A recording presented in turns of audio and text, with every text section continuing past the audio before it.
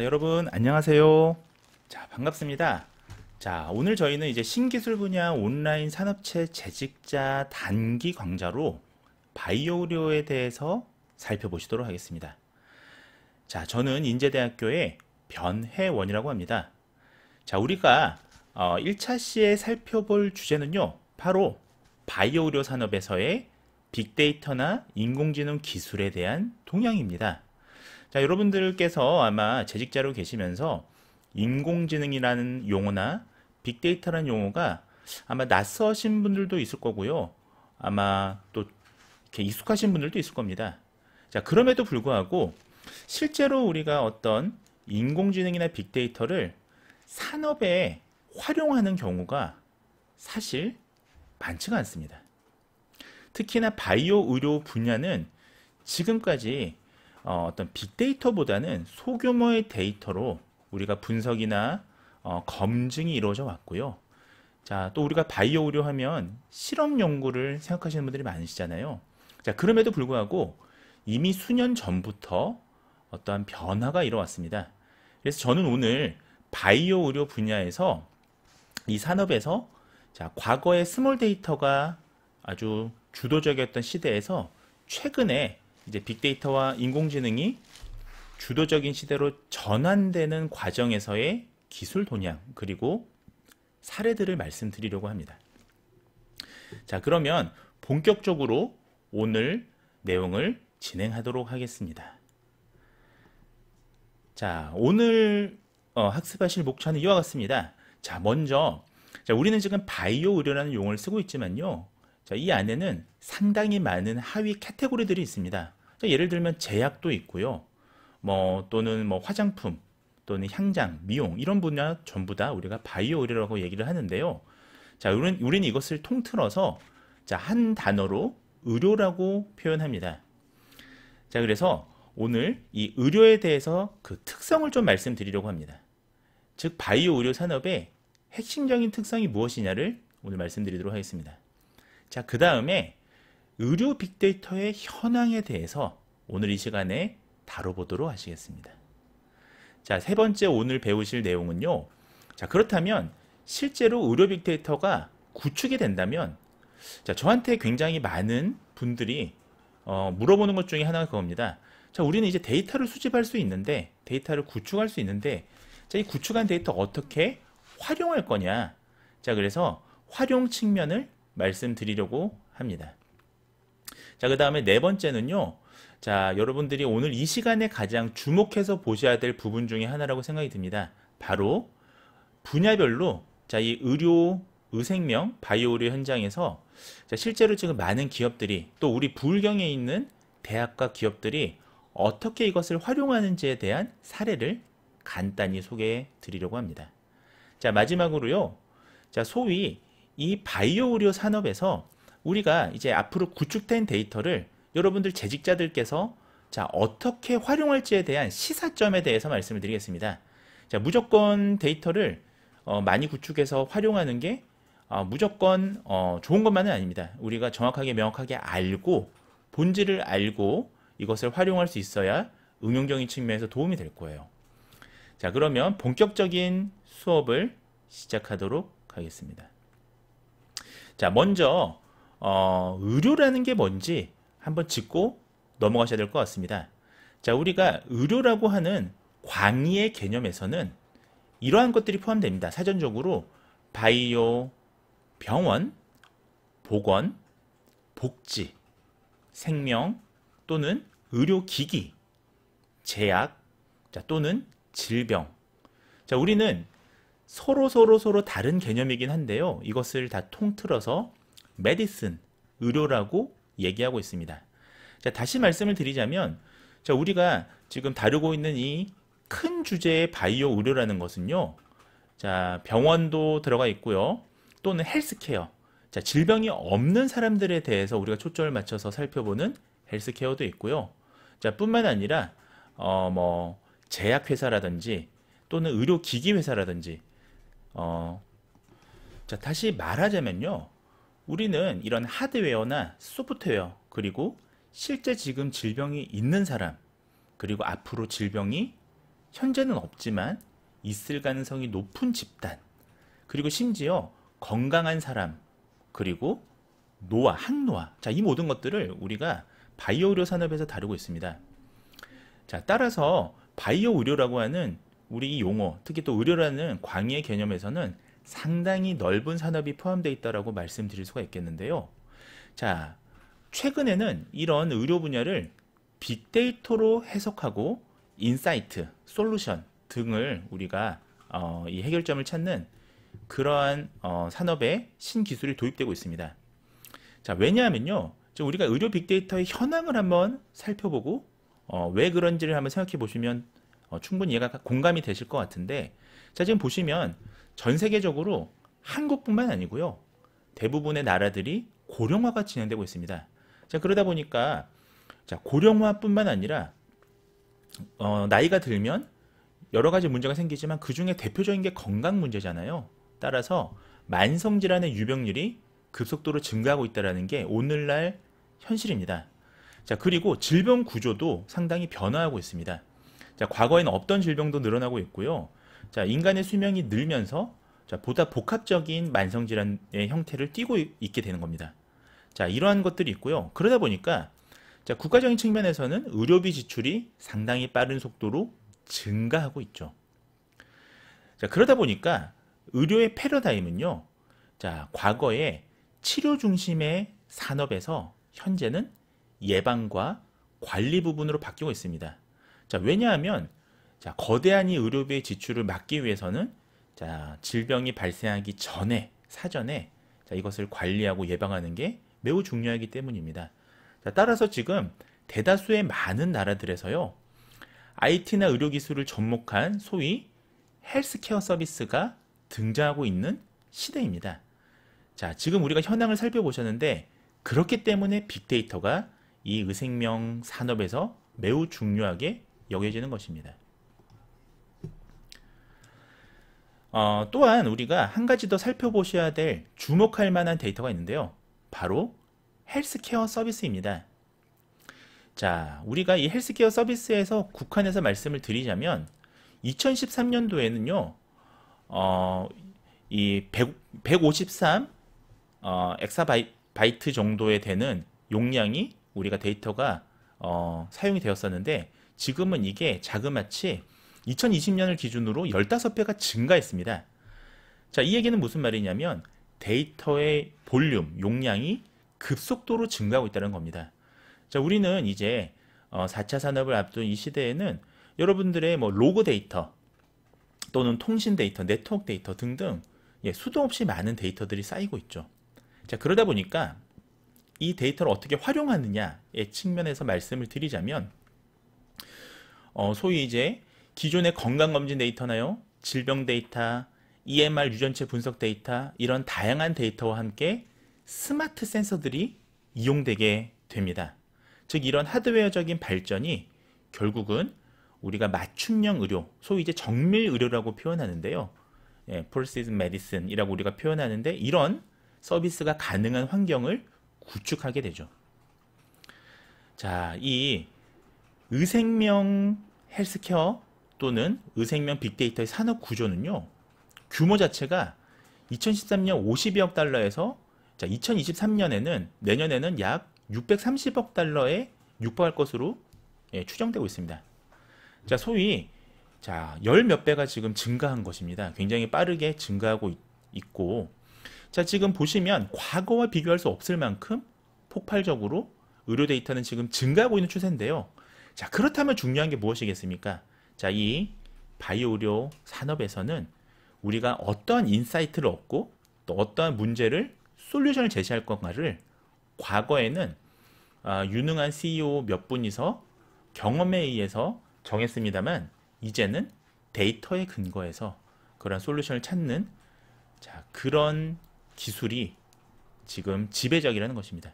산업 구조의 이런 패러다임이 전환되고 있다라는 말씀을 드리겠습니다. 자, 지금 보시는 우리는 그 그래프는요, 산업통상자원부와 국가기술표준원에 에서 제공한 데이터를 저희가 좀 다르게 시각화한 데이터입니다. 자, 보시면 자, 보건의료 빅데이터의 해외 시장 규모를 보시면요. 자, 지금 보시는 단위는 10억 달러가 되겠습니다. 자, 보시면 자, 데이터를 저장하고 통합하는 기술은 연평균 약 한 20억 달러 정도, 네, 200억 달러 정도, 네, 이렇게 성장하고 있고요. 자, 데이터를 해석하고 분석하는 지금 요 시장이 보시면 성장률이 매우 지금 그 중에서도 돋보이고 있죠. 자, 따라서 자, 데이터가 지금 우리가 구축이 되어 있다면 이 데이터를 어떻게 분석하고 자, 어떻게 의미 있는 데이터로 해석할 것이냐, 소위 이제 애널리틱스라고 표현하는데요. 이 분석 기술이 급속도로 발달하고 있는 게 또 지금 2020년대를 살아가고 있는 현 시점의 모습입니다. 자, 또한 한 가지가 더 주목할 만한 건 시각화. 그러니까 우리가 전문가만 알 수 있는 그러한 형태의 해석이 아니라 누구나 이 문제에 대한 결과를 손쉽게 이해할 수 있는 소위 비주얼레이션, 시각화, 그래프 기법 이런 것들도 급속도로 늘고 있다는 것이죠. 자, 이 분야는요 굉장히 급속도로 발달해 왔습니다. 소위 2013년에 보시면 자 20억 달러에 불과했던 요런 시장이 지금 이 보건의료 시장이 2023년 10년 사이에 불과 지금 보시면 데이터 통합 저장하는 요 기술의 퍼센트만 15배 정도 증가했습니다. 자, 10년 사이 15배가 증가할 정도로 굉장히 급성장하고 있다라고 결론을 내릴 수가 있습니다. 자, 그렇다면 이런 의료 빅데이터를 어떻게 활용할 것이냐? 자, 우리 재직자 전문가분들은 이 부분에 초점을 맞춰서 생각할 필요가 있습니다. 자, 소위 다시 말씀을 드리자면 어떤 분야에서 어떻게 활용할 것이냐? 자, 이게 쟁점이 되겠는데요. 자, 먼저 활용 분야를 말씀을 드리겠습니다. 자, 활용 분야는 제일 대표적인 것은 현재 의료기관입니다. 자, 왜냐하면 자, 소위 이제 의료 인공지능 의사 혹시 들어보신 분들 계실 텐데요. 실제로 지금 현재 시판되고 있는 닥터 앤서라든지요. 또는 뭐 불과 몇 년 전까지 우리 그 국내 대학 병원들에서 급속도로 도입했던 닥터 왓슨 등의 대표적인 예를 들 수가 있겠는데요. 자, 이게 왜 지금 가장 주목할 만한 활용 분야냐라고 말씀을 드리냐면, 자, 이 의료 인공지능이 실제로 법으로 의료 기기로 허가를 받은 게 2018년입니다. 이걸 다시 말씀을 드리면 2018년 전까지는 의료 인공지능이라든지 의료 빅데이터를 만들었을 때 이것이 의료 기기가 아니라 불법이었어요. 자, 그냥 불법 소프트웨어였던 겁니다. 근데 이제는 의료 기기로 인증을 받게 됩니다. 그러니까 의료 기기라는 게 우리가 하드웨어 외에도 소프트웨어도 의료 기기가 될 수 있는데 그 중에 하나 이 빅데이터 기반 인공지능이 이제 의료 기계가 된 거예요. 그러다 보니까 급속도로 지금 의료 인공지능 회사들이 늘고 있고, 자, 최근에 의료 인공지능 회사들이 또 이제 의료기관에 이 기술을 팝니다. 그리고 실제로 이것들이 이제 비급여로 이 의료 인공지능들이 하는 행위들이 비급여로 책정이 되게 됩니다. 자, 이런 지금 시대적 상황이라는 걸 말씀을 드리겠습니다. 따라서 정리하자면, 자, 주로 의료기관의 의료 정보를 활용한 소위 정밀 의료, 맞춤형 의료 서비스가 의료 빅데이터의 가장 현재로서는 주목할 만한 활용 분야다라는 말씀을 드리겠습니다. 자, 두 번째는 자, 이와 마찬가지로 최근 10년 동안 굉장히 빠르게 확산되었던 분야가 있는데요. 바로 바이오 생명 분야입니다. 자, 우리가 바이오 생명 분야라고 얘기하면 사실 이것도 상당히 굉장히 넓은 개념이 될 수가 있는데 그 중에서도 바로 신약 개발입니다. 자, 과거에는 신약 개발은 스몰 데이터를 이용했습니다. 우린 스몰 데이터를 통해서 뭐 여러분들 잘 아시다시피 전임상, 그전엔 뭐 동물 실험 등등을 통해서 하나의 신약을 개발하죠. 자, 근데 문제는 우리가 개발한 이런 약들은 사이드 이펙트, 소위 부작용이 있을 수 있습니다. 과거에는 이런 부작용에 대한 조합들을 일일이 실험을 통해서 검증했는데 이제는 수많은 데이터를 통해서 AI가 부작용의 가능성, 부작용의 조합 또는 효율적인 조합을 탐색해 줍니다. 또한 유전체 분석 같은 것들도 있는데요.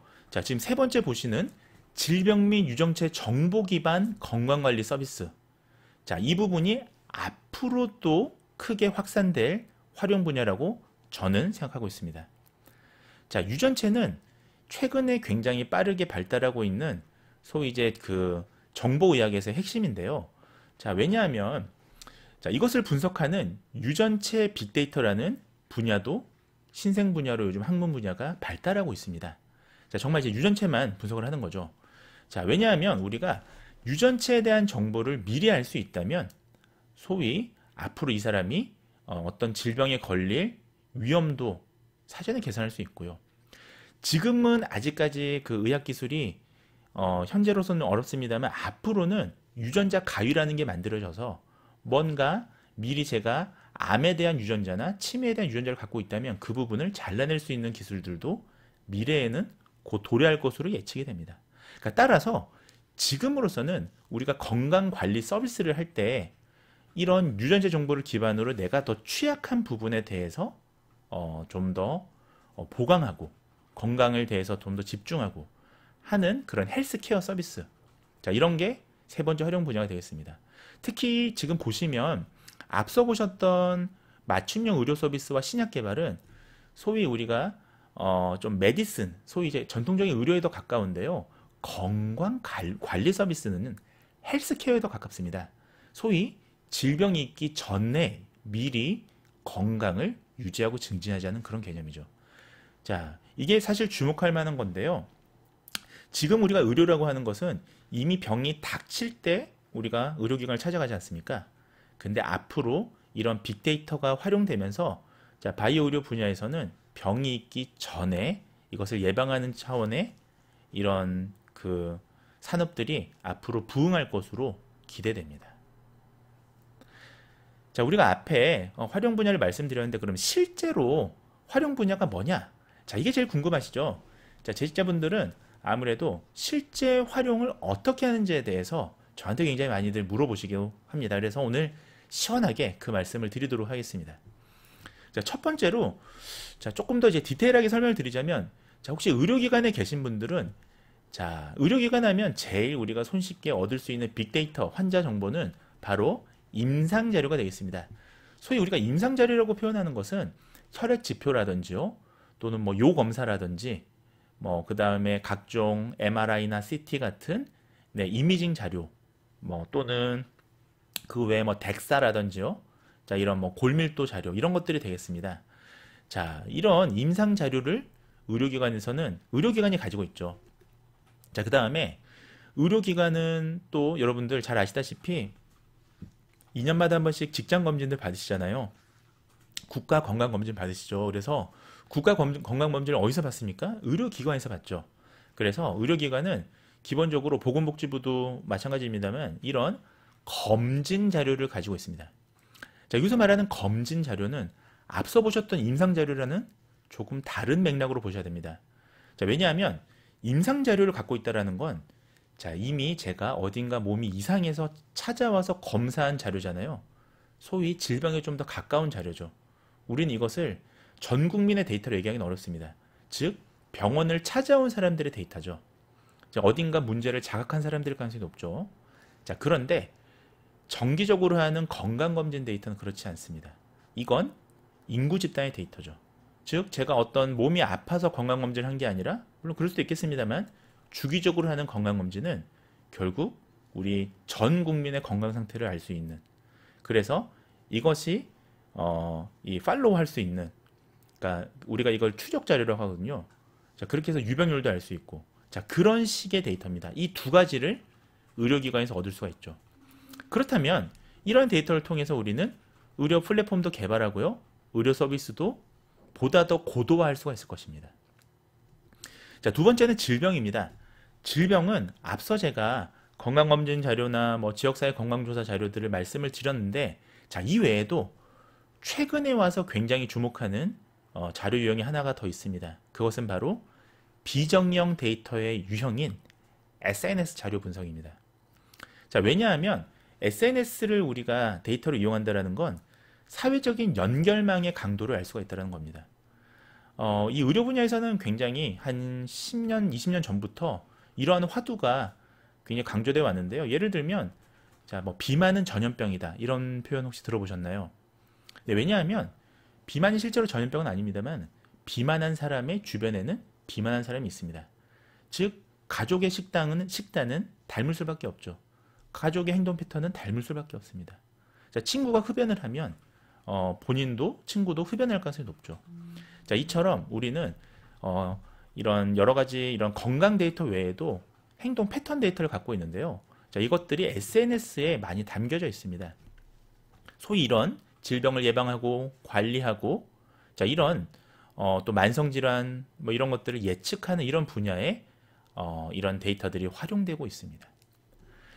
자, 또한 이제 제약 데이터 측면에서 말씀을 드리겠습니다. 자, 제약 데이터 지금 제약 회사에 근무하시고 계신 분들은 너무 지금 동의하실 텐데, 자, 제약회사에서는 어떤 데이터를 갖고 있나요? 자, 생명 데이터, 바이오 분야의 데이터가 있죠. 자, 또한 우리가 약을 만들기 위해서는 환자의 임상진료 데이터를 가지고 있게 됩니다. 자, 무엇보다 이 제약회사에서는 생체 정보를 측정한 데이터들이 많이 있습니다. 예를 들면 우리가 약물을 복용하고 나서의 시간의 흐름에 따라 약동학에 대한 데이터, 자, 이런 것들은 의료기관보다는 제약회사에서 많이 가지고 있죠. 그래서 우리가 소위 이런 데이터를 이용하면, 자, 이 산업에서는 맞춤형 의료나 신약 개발에 이 빅데이터와 인공지능을 적극 활용할 수가 있다는 겁니다.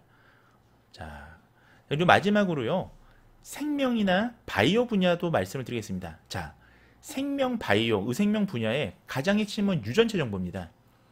자, 이 유전체는 굉장히 많은 정보를 가지고 있는데요. 소위 우리는 이 유전체 정보를 가지고 뭘 할 거냐? 자, 간단히 말씀을 드리면 이런 것들에 활용이 됩니다.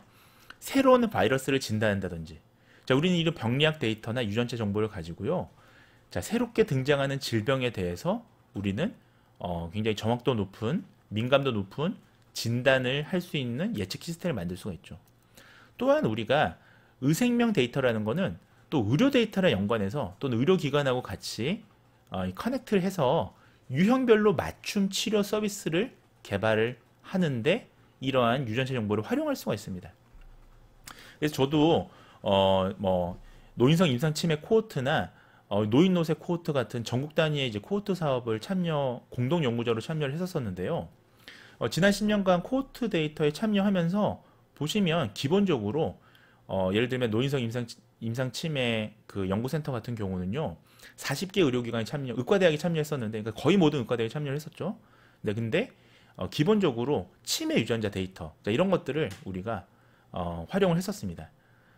자, 그래서 이런 것들이 의료기관 데이터랑 활용될 수 있다라는 말씀을 드리겠습니다. 자, 그럼 이제 실제 사례를 말씀을 드릴게요. 아마 이 1차 시에 선생님들께서 가장 관심 있는 분야가 이 분야가 아닐까 싶습니다. 자, 이 앞에 이 데이터를 어떻게 활용할지에 대한 어떤 이 지침을 좀 드렸다면, 그건 내가 알고 있는 사실인데 실제 사례는 어떠냐? 자, 우리보다 앞서 있는 선도적인 기업들은 지금 어떤 현황을 가지고 있냐? 이게 지금 궁금하시잖아요. 자, 그 말씀을 드리도록 하겠습니다. 자, 먼저 자, 분야별 활용 사례 중에서 자, 보시면 지금 의료기관을 먼저 말씀을 드리겠습니다. 자, 의료기관에 재직하시는 분들은 좀 관심 있게 보시면 좋을 것 같은데요. 자, 의료기관의 경우에 우리가 의료기관에서 생성되는 여러 가지 정보 데이터들이 있습니다. 그래서 사실은 앞서가는 지금 의과대학에서는 우리가 정보의학 교실이라는 자, 이런 지금 신생 어떤 학문도 있잖아요. 자, 그래서 이런 정보 데이터 이런 걸 가지고 맞춤형 의료 서비스를 활용하고 있습니다. 또한 자, 적극적으로 질병이나 제약 관련 분야랑 같이 연결해서 이런 데이터를 활용하고 있죠. 자, 대표적인 사례를 좀 말씀을 드리겠습니다. 자, 미국에서는요, 자, 칼 인덱스라는 게 있습니다. 자, 이건 뭐냐 하면, 자, 미국 같은 경우에, 우리보다 사실은 이 빅데이터가 좀 더, 선도적으로 앞서 있는 나라잖아요. 그래서 굉장히 방대한 의료 데이터를 수집을 해서 하나의 데이터베이스를 구축을 하게 됩니다. 자, 그리고 나서, 이 환자들에게 의료 정보를 정확하게 제공을 하게 됩니다. 자, 이게 한 가지 좀 주목할 만한 게 미국은요, 우리나라처럼 전국민 의료보험 제도를 사실은 시행하지 않았었어요. 미국 역사상 미국은 건강이나 질병에 대한 책임은 국가가 지는 게 아니라 개인이 지는 거였습니다. 그리고 미국은 민간 의료보험이 굉장히 발달한 그런 나라잖아요. 자, 그러다 보니까 미국에서는 HMO라는 뭐 그런 표현 들어보셨는지 모르겠는데 이런 건강을 관리해서 질병에 대한 위험 확률을 낮추는 게 사실은 보험회사 측면에서는 이득이 되는 거예요.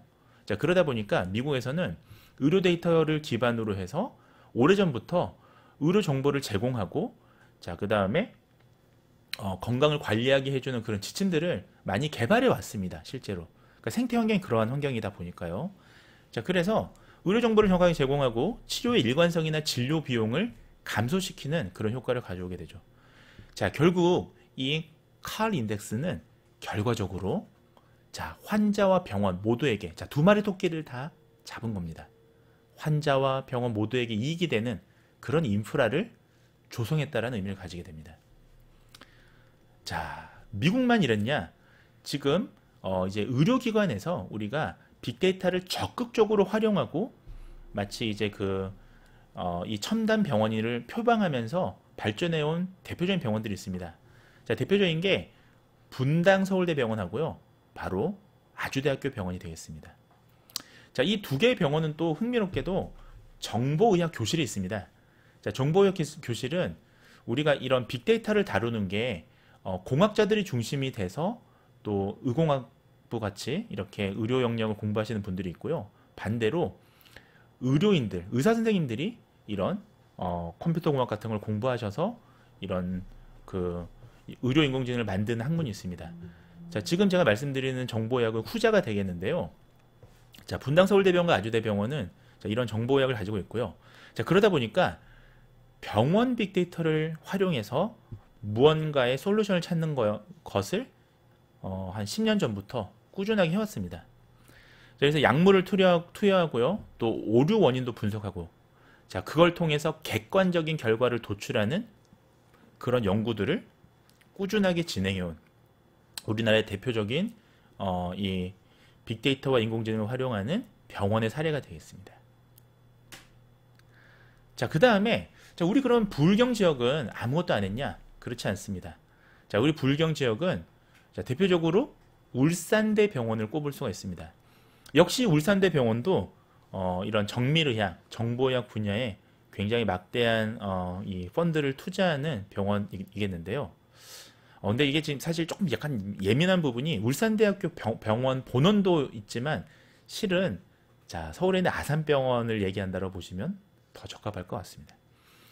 자, 어쨌든 이 울산대학교 병원은요. 자, 외상 환자 데이터의 체계적 통합 관리를 위한 서비스 시스템을 개발한 그런 사례가 있습니다.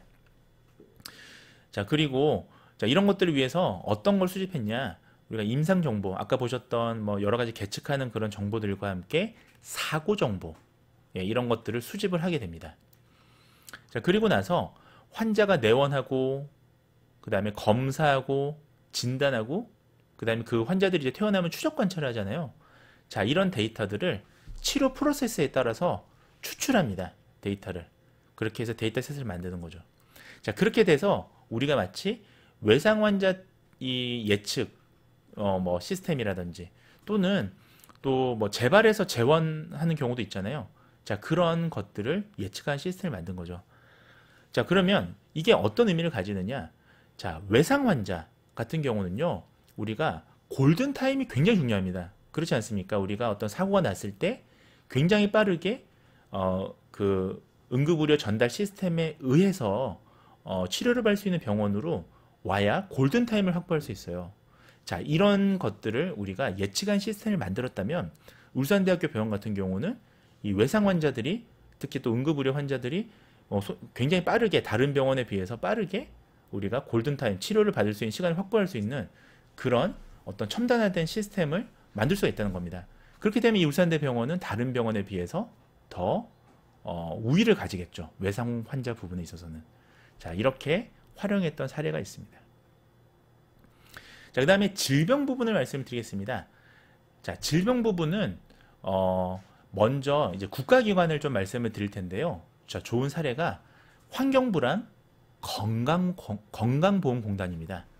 자, 지금 이제 건강보험공단은 여러분들 잘 아시다시피 원주로 이제 이전을 했죠. 자, 건강보험공단이랑 환경부는 뭘 했냐? 대표적인 게 만성질환 관련 추적, 팔로우를 빅데이터를 이용해서 한 거예요. 그리고 인공지능 시스템을 만들었습니다. 자, 이걸 어떻게 만들었냐? 자, 환경부와 건강보험공단이 같이 연합을 합니다. 자, 코웍을 하면서 자, 건강보험공단은 뭘 갖고 있었느냐? 코호트 데이터베이스가 있었어요. 자, 우리가 지금 우리나라에서 가장 큰 코호트가 어디에 있냐?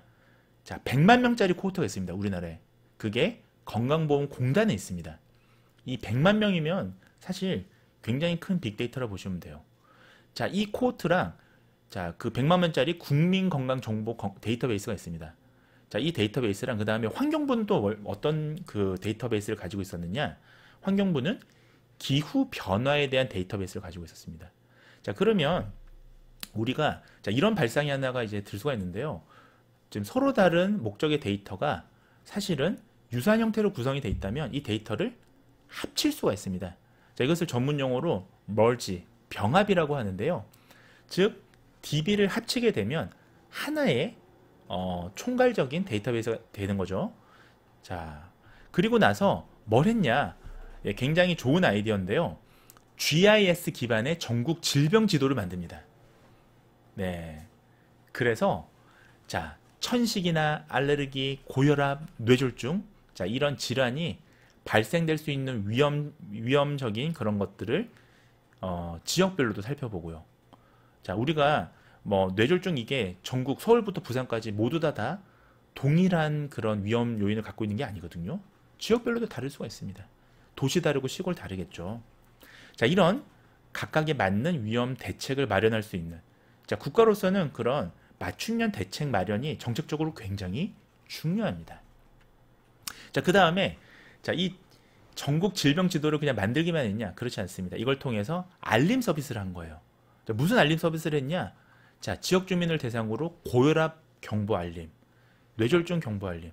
자, 예를 들면 갑자기 이 아주 폭염인 그런 경우나 갑자기 너무 추운 경우에는 뇌졸중의 위험이 올라간다는 연구들은 꾸준히 있어 왔습니다. 자, 그런 경우는 우리 미세먼지가 많으면 이렇게 알림, 긴급 알림 오지 않습니까? 마찬가지로 자, 그런 뇌졸중 알림 이런 것들이 오게 되는 거죠. 위험 지역 사람들 대상으로. 자, 이런 것들을 했고요. 자, 그 다음에 서울 아산병원 자에 대해서 말씀을 드리자면 서울 아산병원은 자, 급성 심근경색 환자 15만 명의 데이터를 가지고 있었습니다. 그래서 이 서울 아산병원의 아산병원만의 이런 데이터는 우리가 코호트라고 하지 않고 레지스트리라고 합니다. 병원 자체가 가지고 있는 이 데이터를 가지고 치료 방향을 제시합니다. 그래서 급성 심근경색 환자의 초기 치료가 이제 적절한 치료가 가능해지는 그런 소위 이제 좀 골든 타임이죠. 그러니까 아까 보시면 그래서 대체적으로 의료 인공지능이 초기에 개발될 때는 어떤 질병들을 많이 타겟으로 했냐면 갑자기 갑자기 지금 서든 어택, 갑자기 이렇게 뭔가 뭐 발병하는 그런 질환들, 예를 들면 뭐 급성 심근경색이나 뇌졸중이나 뭐 이런 경보 시스템을 만드는 사례들이 초창기에 굉장히 많았습니다. 자, 서울 아산병원 사례 말씀을 드렸고요. 자, 그 다음에 남은 두 개의 사례는 국가기관입니다. 건강보험공단인데요. 자, 제가 아까 건강보험공단은 우리가 우리나라에서 가장 큰 질병 관련된 또는 건강 관련된 코호트제를 갖고 있다고 말씀을 드렸습니다. 100만 명 데이터를 갖고 있죠. 자, 그 100만 명 데이터인 건강보험 데이터에 건강보험공단은 식약청 데이터, 기상청 데이터, 자, 이런 대규모 데이터베이스를 아까 말씀드렸다시피 멀지합니다. 융합합니다. 병합합니다. 그리고 나서 SNS 데이터, 뉴스 데이터, 블로그 데이터, 자, 이런 것들은 전부 다 비정형 데이터라고 우리가 얘기하죠. 자, 이 데이터를 결합합니다. 자, 결합을 하면 어떨까요? 자, 그야말로 맞춤형 정밀 의료 관리가 되는 것입니다. 그래서 자, 예를 들면 감기나 눈병이나 식중독이나 천식이나 피부염이나 자, 이런 우리가 5개의 주요 간염병에 대해서 뭐 천식은 간염 아닙니다만 자, 이런 것들에 대해서 국민건강 알림 서비스를 제공을 하게 되는 거죠. 자, 그리고 또는 기상 정보나 환경 정보들의 이런 민감한 상세 정보도 함께 제공을 합니다. 자, 이게 사실은 이런 강력한 코어트를 갖고 있다는 게 사실 이게 민간 기업이었으면 아마 엄청나게 큰 이 수익을 냈을 겁니다. 근데 이제 국가기관이니까요. 이걸 통해서 결과하는 바는 뭐였느냐? 국민 건강을 증진하고 사회적 편익을 극대화했죠. 자, 이런 좋은 사례가 있다라는 거 말씀을 드렸습니다.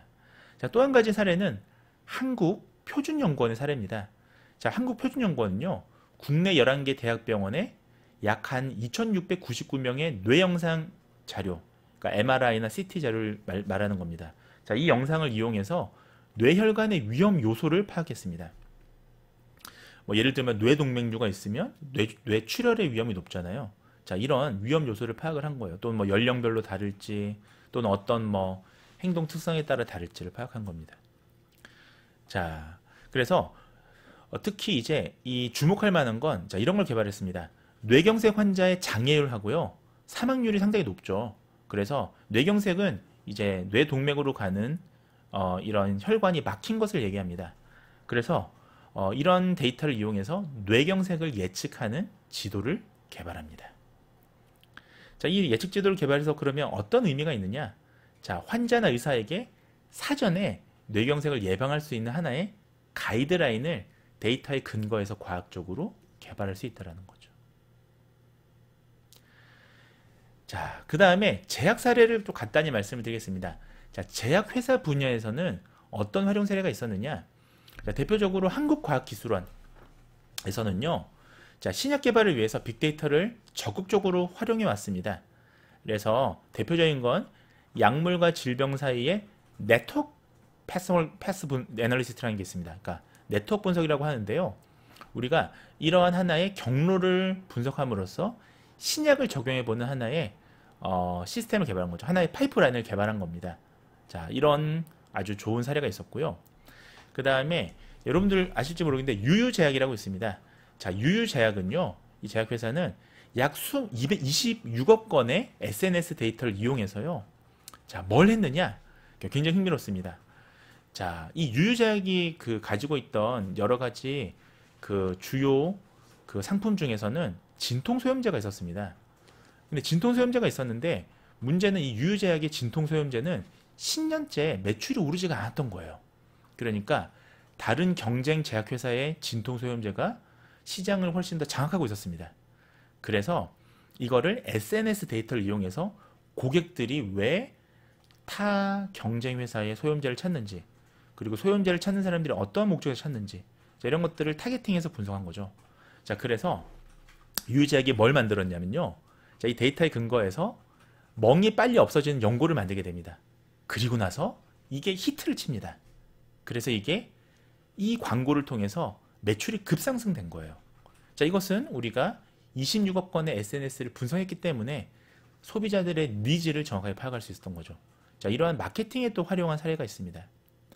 자, 그 다음에 동아 ST랑 아주대학교 병원을 또 우리가 또 사례를 들 수가 있는데요. 자, 이 경우에는 처방전이나 약물 부작용에 우리가 빅데이터와 AI를 적극 이용했습니다.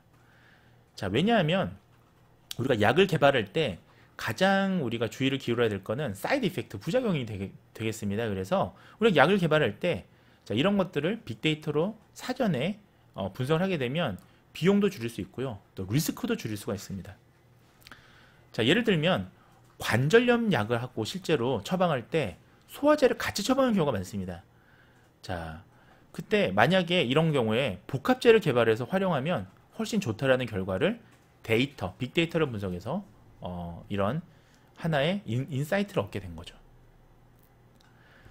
자, 그다음에 마지막으로 생명 바이오 분야에 대해서 사례를 말씀드리겠습니다.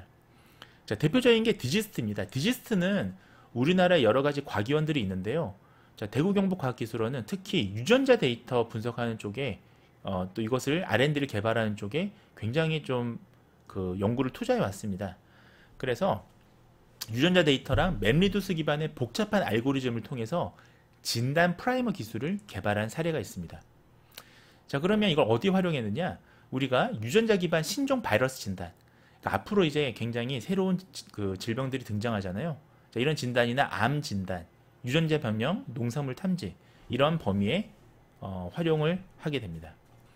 자, 그 외에 카이스트의 사례도 있고요.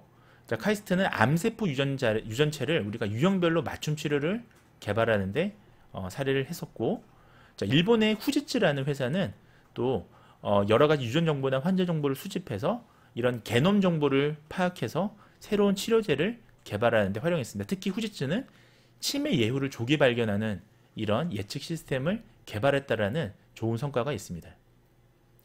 자, 그래서 종합하면 이런 의료 빅데이터의 시사점을 할 말씀 드리자면, 자, 결국은 우리가 이런 미국이나 일본, 영국 같은 이런 좀 선진국들의 경우에 보면 체계적인 데이터를 수집해서 저장한 시스템을 구축을 하게 됩니다. 그러면 우리가 결국은 의료 연구나 질병 예방이나 신약 개발 등에 이것을 적극 활용할 수 있는 그런 하나의 인프라가 구축이 되죠. 자, 그리고 또 인체 자원 정보나 DNA 정보, 자, 이런 것들을 통해서 의료 데이터를 DB로 구축하고 있습니다. 자, 이런 것들은 결국은 이 우리나라도 지금 국립바이오뱅크에서 그 질병관리본부 산하에서 이런 유전체나 이런 인체 유래물들을 보관하고 있는데요. 사실은 이제 문제가 하나 있습니다. 자, 어떤 문제가 우리가 알고 짚고 넘어야 되냐면, 이런 의료 데이터는 개인정보를 포함하고 있잖아요. 근데 이 개인정보가 일반 예를 들면 자율주행처럼 주행정보 같은 개인정보와는 차원이 다르게 굉장히 민감한 개인정보입니다. 질병에 대한 정보니까요. 그래서 이를 보호할 수 있는 여러 가지 이제 법률적인 정책이 필요하게 될 것입니다. 그러나 현재까지는 이런 데이터 활용이 사실은 이런 여러 가지 비식별 조치 가이드라인 이런 게 제정됐음에도 불구하고 약간 좀 이 개인정보에 대한 여러 가지 제약 때문에 효과가 좀 미비하다. 그러니까 이 산업에서 이런 게 좀 해결이 돼야 앞으로 이 의료 빅데이터 인공지능 산업이 활발하게 이제 성장할 수 있을 것이다. 라는 말씀을 드리도록 하겠습니다. 자, 그래서 결론은 앞으로 여러분들 이 바이오 의료 산업에 계신 재직자분들은요, 결국 앞으로 새로운 데이터의 분석 방법론이나 또는 이제 새로운 알고리즘에 대한 정보도 공유하시고요. 그 다음에 이를 통해서 우리가 의료 분야의 새로운 신산업의 경쟁력을 확보하셔야 됩니다. 그리고 마지막으로 의료 빅데이터를 활용할 수 있는 모델을 확산하고 보급하셔야 소위 4차 산업 시대의 바이오 의료 산업 분야에서 경쟁력을 가질 수 있을 것이다. 라고 감히 제가 말씀드릴 수 있을 것 같습니다. 자, 이상으로 오늘 1차 수업 마무리 짓도록 하겠습니다. 여러분들 경청해 주셔서 감사합니다.